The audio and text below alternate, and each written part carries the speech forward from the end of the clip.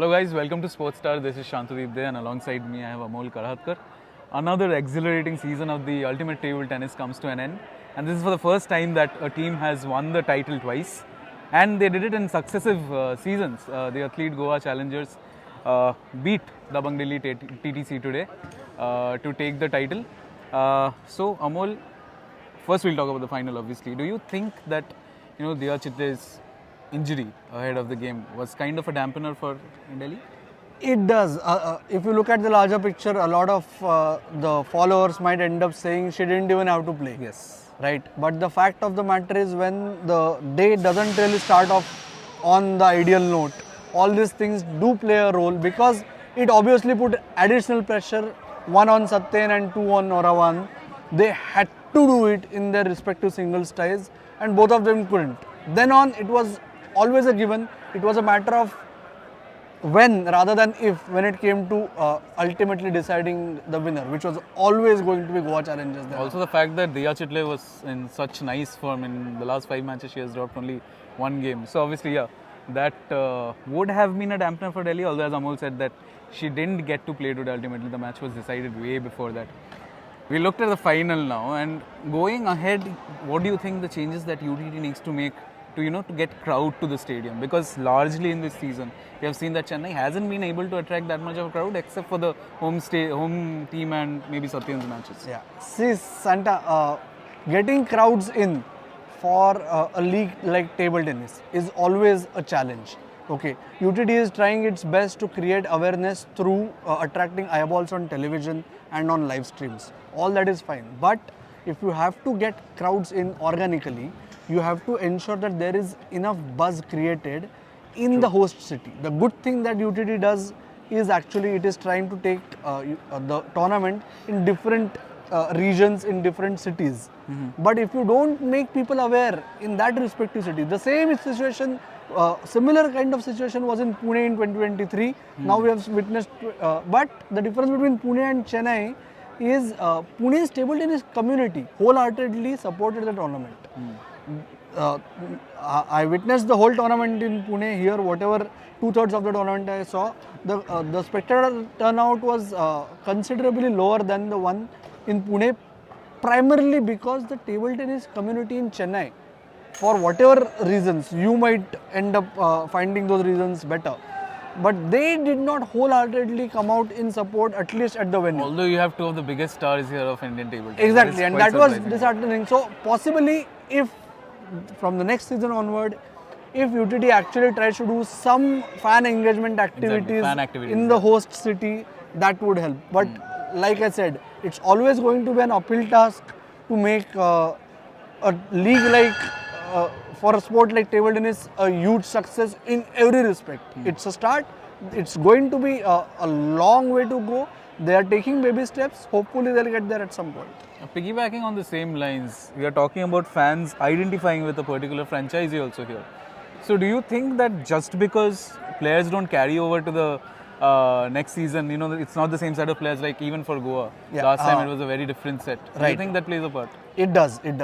It's like every year right now they were allowing one player retention per season.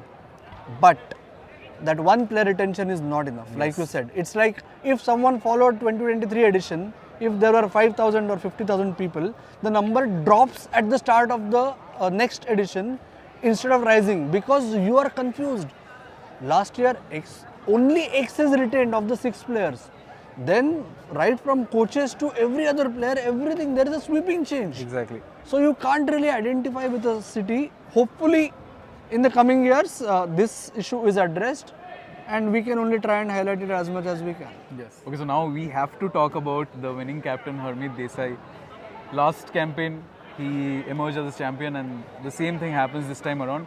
And in between, he played in Paris 2024 as well. So what do you think Amol is exactly working out for Harmeet Desai? See, Harmeet has kind of come of age. This is his peak. It all depends on how much his peak lasts. That will decide how Indian table tennis's succession plan beyond Sharath. Yes, Sharath is going for the Asian Championships, but Sharath is not going to be around for too long now on. Yes. So Harmeet has started peaking. That is good. How Harmeet and Satyan complement each other is going to decide whether Indian table tennis's recent legacy that has been carved in multidisciplinary events is actually taken forward. And strictly talking about Harmeet, like I said, one, he is at his best, he is at peace with himself. The more you interact with him, the more you realize, and that reflects on the table also. How, for instance, in the final, the crowd was behind Satyan. Satyan got off the blocks very quickly. Harmeet quickly realized, made a minor tactical change. He just started spinning the ball more early on. Playing to his backhand also. Exactly. So that just changed the tide, and that just shows that the man knows what he is doing, and that has reflected in the results. True. And to end on the sporting note, UTT, like most other franchise-based sports leagues in India, is a vehicle to actually showcase the rising Indian talent. Santa, let's end with your promising Indian talent, male and female. Okay, so for me, obviously, female part of it, as Amol said, has to be Diya because of how she started the season, and then, in the last few games she has been untouchable. Like she even beat Manika Batra 3-0. It was a clean sweep in the most crucial of conditions when they were 1-7 down at one point, and she had to win all of the 3 games to make sure her side stays alive in the competition. So yeah, obviously Diya Chitale under aggression played a part in to take Dabang Delhi where it is now. And on similar lines, another aggressive player that I like has to be Ankur, whose father is also a coach in Bengal. And Ankur Bhattacharjee, he takes on, he says, Virat Kohli, who is his idol, and we can see why he likes Virat Kohli. But there was a bit of an issue with him doing over-the-top celebrations, but I think that he can keep it. He's just a young 17-year-old lad, so that can maybe kept in check in the near future. I don't think I need to add more to it. Possibly, we'll end up writing more stories, Santa, you and I, on how Ankur Bhattacharjee, with his unique technique, being India's Truls Morgaard. Yes. On that note, I think it's a wrap from us from Chennai at the UTT's 5th edition. You keep tuning into Sportstar for anything and everything to do with sport and more. Thank you.